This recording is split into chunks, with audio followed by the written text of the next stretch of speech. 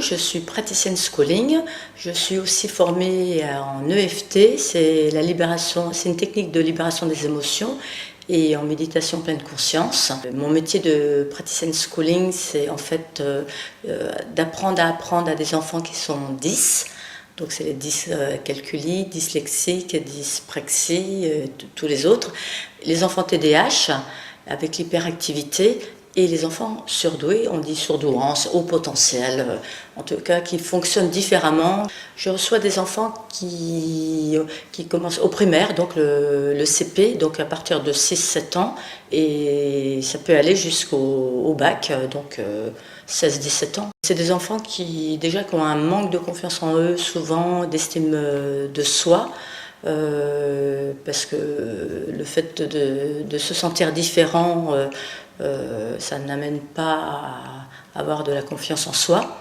Et c'est des enfants aussi qui ont un manque d'organisation dans l'hyperactivité, qui ont un manque de concentration aussi, qui ont du mal à se poser, à tenir une matinée ou une après-midi en cours et à écouter. Souvent ils ont leur esprit leur pensée qui part ailleurs.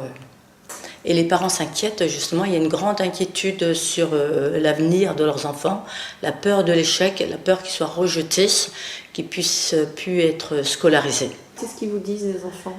Les petits, par exemple, que j'avais suivis, les triplets, c'était de toute façon, je suis nul. Parce que déjà, c'est comme s'ils avaient déjà des étiquettes. Ils partent dans la vie avec un sac à dos qui est rempli de pierres et... C'est terrible en fait de partir comme ça, de débuter sa vie en se disant je suis nul en français, je suis nul en maths. Je leur demande qu'est-ce que tu aimes bien faire. Par exemple, s'ils sont très bons en natation, je vais dire mais comment tu fais pour réussir. Je trouve que la méditation pleine conscience c'est très bien, ça permet à un enfant d'apprendre à se poser, à pas se faire envahir par ces émotions qui peuvent, dès qu'il sent que ça monte, que l'angoisse monte, pouvoir se dire je peux me poser, je prends conscience de mon corps, je prends conscience de là où je suis, je me concentre sur ma respiration, parce que la respiration c'est très important, et je lâche prise en fait.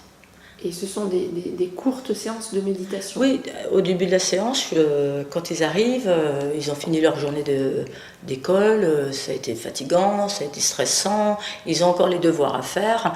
Moi, j'arrive pour la séance, je leur demande toujours de se poser quelques minutes. On se pose, on fait 5 petites minutes de méditation pour pouvoir commencer la séance ensuite. Mais ça y est, on a tout posé et on rentre dans la séance. Alors déjà, je veux voir comment ils ont fonctionné, qu'est-ce qui s'est passé dans leur journée. Je fais le point avec eux.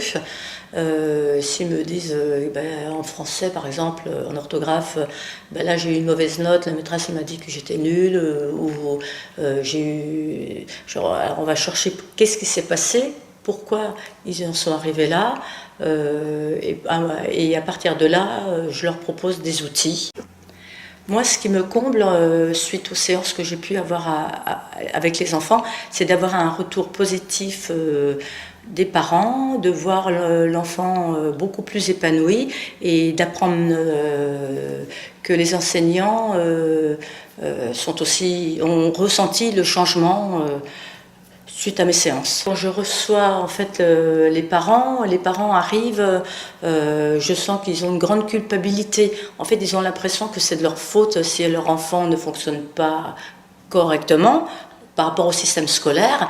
Et donc mon rôle, c'est surtout de dire aux parents qu'il ne faut pas qu'ils s'inquiètent, c'est pas du tout de leur faute, qu'on va travailler main dans la main, ensemble, pour pouvoir arriver à trouver des moyens pour accompagner leur enfant, pour qu'ils puissent fonctionner mieux et qu'ils puissent aussi se sentir mieux et pouvoir redémarrer à nouveau et pouvoir continuer leurs études sereinement. Je travaille aussi avec de l'EFT.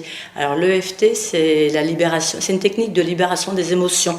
C'est une méthode de tapping sur des points d'énergie. On commence à avoir des retombées assez impressionnantes. Donc j'apprends aux enfants et je leur dis, vous voyez, vous allez pouvoir montrer à votre votre maman ou à votre papa et vous allez pouvoir le faire en famille. Et ils sont très fiers de pouvoir montrer en fait à leurs parents des méthodes pour qu'eux aussi se posent et apprennent à être dans l'instant présent en fait.